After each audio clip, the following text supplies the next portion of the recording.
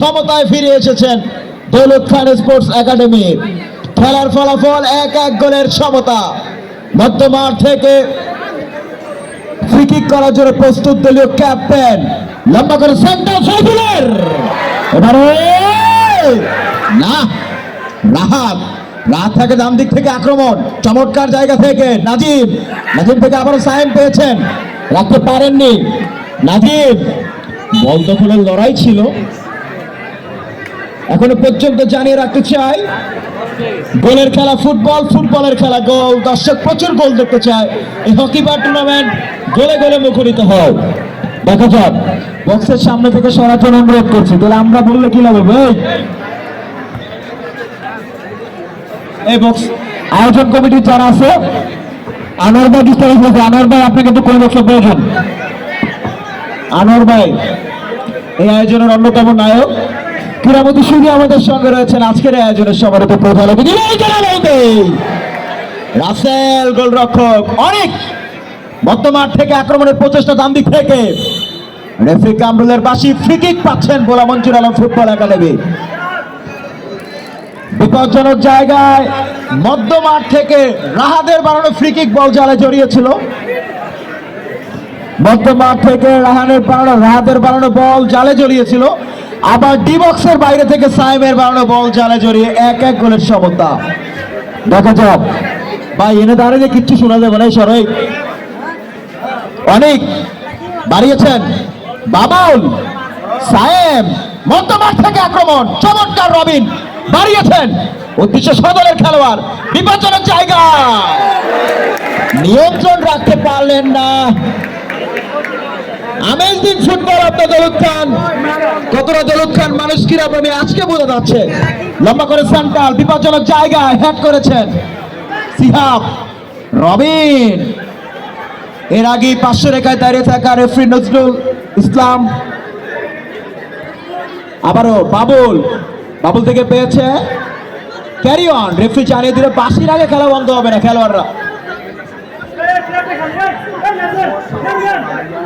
Throwing করার জন্য প্রস্তুত। সাইফুল দলীয় অধিনায়ক, দলীয় গোলবার সামলাচ্ছেন খালেদ।